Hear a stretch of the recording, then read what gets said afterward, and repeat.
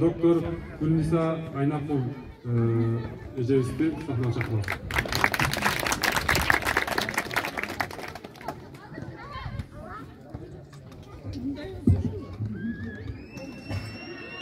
Assalamu alaikum.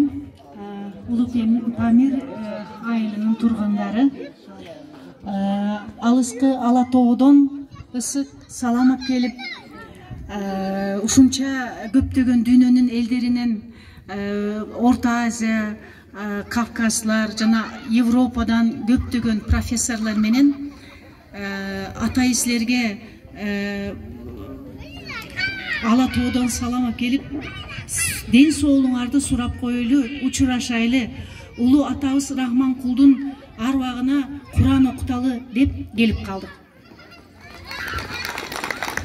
Бул иш-чара бүгүн эле болгон жок. Азыр айтылып кеткендей, биз узун көптөгөн замандан бери даярданып жүрдүк элек. Бүгүн 4-күн. Андан мурун дагы бул иш-чаралар Сиирт университетинде өтүп кетти. Мен ушул Улуу Памир башта Рахманкул хандын атына даярдалган иш-чараларды, фестивалдын кандай өтүп жатканы тууралуу айтып кетким келет да. Башта бизди жулуп тосуп алган ушул айылдын өкмөтүнө ыраазычылыгыбызды билгибиз келет. Анткени биринчи күндөн бери эле мен ушул Хазиран айында келип кеттим билем.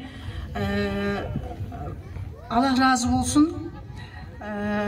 Эйбхан ватансевер менен Хакан ушул жерде турат.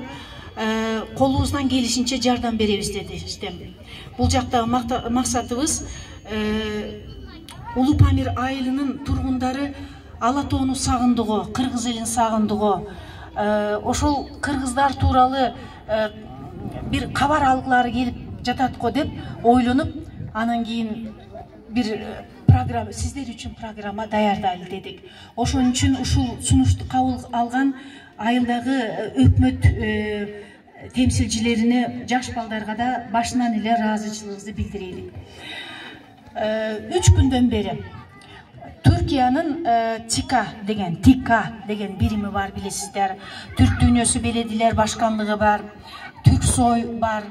Ошондой эле Эржиш шаары кайгамакамлыгынын жардамы менен биз жакшы иш-чаралар кылып жатабыз. Ушул иш-чаралардын бардыгы Турциянын Түркия Жумуриетинин 100 жылдыгына арналып, ошондой эле Кыргызстандан атайы бу Памирден келген кыргыздардын 41-чи жылы үчүн даярдалган программа эле да.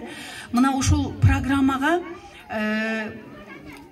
Кыргызстандан эле эмес, бүтүн дүйнөдөн атайын темсилчилер келип жатат да. Өзбекистандан бар, Кыргызстандан, Казакстандан бар, ошондой эле Өзбекстандын Каракалпакстандан бар, Швейцариядан бар, Исвичре, Алманиядан, мынакей Прагтан агайлар келип отурат. Булардын бардыгы тең атеистлердин 41-чи жылыңарды куттуктап, ошондой эле көптөгөн эскерүүлөр менен той кылып, фестиваль кыла кетели деген ниет менен келип отурат. Булардын бардыгын Түркиядагы чоң курумдар көмөк көргөзүп, ошолордун жардамы менен келип отурабыз. Программанын башында биз Сиирт университетинде 3 күндөн бери той кылып отурабыз. Илимий симпозиум кылдык. Бул симпозиумда баштапкы маселе, тема Түркиянын 100 жылдыгы, ошондой эле Түрк дүйнөсүнүн мына жакындап келе жаткан 100 жылдыгына арналган бир эме иш-чара эле да. Ошол иш-чарага көптөгөн элдер келип өттү. Биз Сииртте 3 күндү куттуктап, атайы илимпоздору чакырып, ошол жерде жакшы докладтар кылынды. Бул жалаң эле Турция тууралуу эмес, бүтүн түрк элдеринин тарыхы, маданияты, жана ошондой эле тили, археологиясы, бүтүн түрк элдерине байланыштуу илим тууралуу болуп өттү.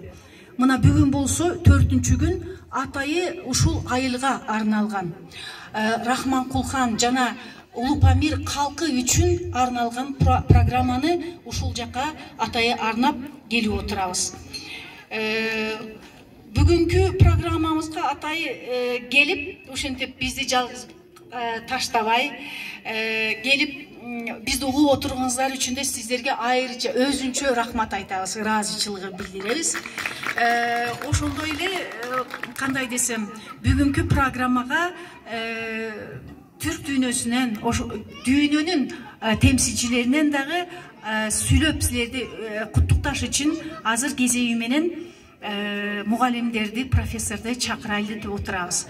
Биринчи эле дегенде силерге Рахманкул ханды көптөгөн жылдар мурун, мындан 40 жылдан ашык мурун Гилгитте жашап турганда өтө кыйын абалда көрүп, анан кийин ошол кыргыздардын Памирдеги качкын болуп чоң кыйынчылыктар тартып аткан, жашап жаткан убакта көргөн Швейцариядан Бернард Репонтту чакырып ага сөз бергим келет да, силерди да куттуктап, анан Рахманкул атабызды эскерип ушул жерде анын өзүнүн билгендерин айтып кетсе деген ниет менен ага сөз бергиси келип жатат.